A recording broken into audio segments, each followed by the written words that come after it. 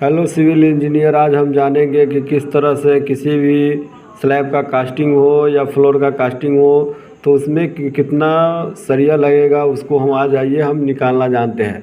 तो उससे पहले मुझे कुछ बेसिक नॉलेज होना चाहिए, जैसे कि डिस्ट्रीब्यूशन बार्स क्या होता है, मेन बार्स क्या होता है, उसके बारे में मुझे नॉलेज होना चाहिए।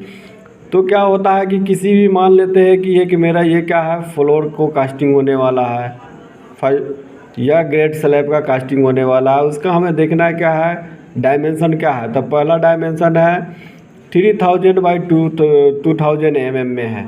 तो इसमें जो सबसे कम जो हमारा जो लेंथ रहता है उसको हम लोग मेन बार्स बोलते हैं, और जो जिसका ज़्यादा डायमेंशन रहता है, लंबा रहता है, वो क्या होता है, मेरा डिस्ट्रीब्यूशन बार्स हो जाता है। ठीक है, इस तरह से मेरा 2000 मेरा क्या हुआ, मेन बार्स होगा, मेंस बार्स में आएगा, क्योंकि इसका हमारा क्या है, लेंथ कम है। और ये इसका इस तरह के ये मेरा क्या है, लेंथ 3000 mm है। इस तरह से ये मेरा क्या हो गया, डिस्ट्रीब्यूशन बार्स हुआ।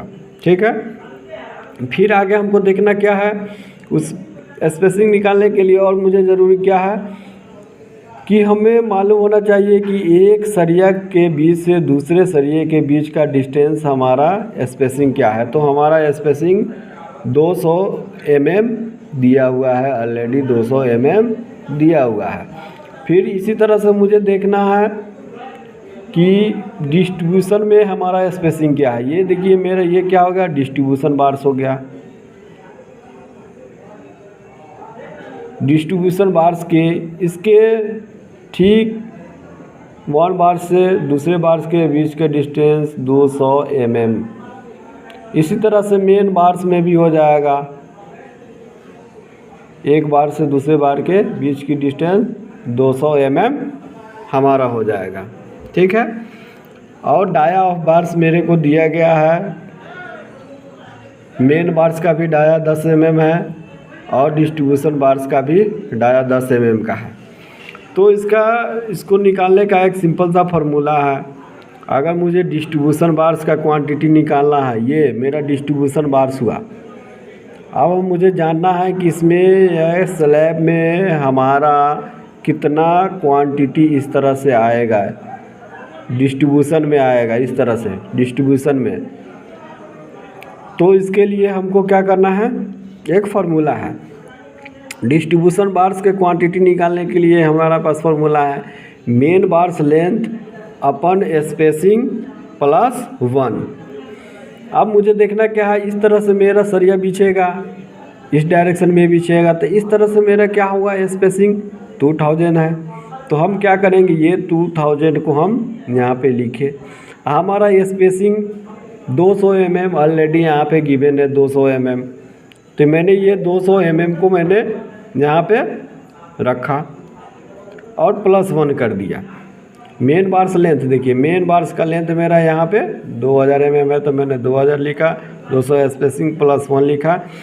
अब इसको मैं अगर इस तरह से डिवाइड करूँ, ऐड करूँ, तो टोटल नंबर ऑफ 11 नंबर हमारा यहाँ पे क्या होगा, यहाँ से यहाँ तक 11 नंबर ऑफ सरिया लगेगा मेरा डिस्ट्रीब्यूशन बार्स में।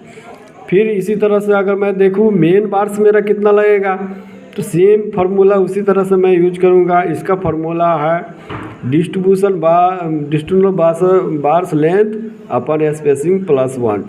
अब मुझे मेन बार्स को देखना है। अब ये बार्स इस तरह से मेरा ये इस तरह से करके कितना नंबर ऑफ बार्स लगेगा इस डायरेक्शन में, इस तरह से। तो इसको निकालने का ये फार्मूला है। तो इसमें भी हमारा स्पेसिंग सेम 200 mm दिया हुआ है, और ये मेरा फार्मूला हो गया मेन बार्स का क्वांटिटी निकालने के लिए डिस्ट्रीब्यूशन बार्स लेंथ +1 प्लस अपन स्पेसिंग। तो इस तरह से हमें देखना क्या है, अब आगे देखना है हमारा डिस्ट्रीब्यूशन बार्स का लेंथ क्या है। तो डिस्ट्रीब्यूशन बार्स का ये मेरा लेंथ इस तरह से हुआ, इस तरह से मेरा 3000। तो मैंने ये 3000 यहाँ पे उसका मैंने वैल्यू रख दिया। अपन स्पेसिंग मेरा क्या है, 200 है +1। अगर मैं इसे डिवाइड करूँ, ये 2 0 से 2 0, ये 2 0 से कट गया, इससे मैं इसे कट किया तो 15 आएगा प्लस 1 16। इस मतलब कि हमारा मेन बार 16 पीस आएगा। इस तरह से मैं अगर आगे देखूँ कि टोटल नंबर ऑफ बार्स कितना आएगा, टोटल बार्स अगर देखा जाए तो मेरा इस तरह से हो गया 16 प्लस ऊपर में मेरा क्या आया था 11 आया था, टोटल मेरा हो गया इस तरह से 27 नंबर हमारा बार्स लगेगा। इस तरह से हम लोग क्या करते हैं, किसी भी गेट स्लैब का हम क्या करते हैं, स्टील का क्वांटिटी हम निकालते हैं कि मेरा डिस्ट्रीब्यूशन बार्स कितना लगेगा, मेन बार्स कितना लगेगा।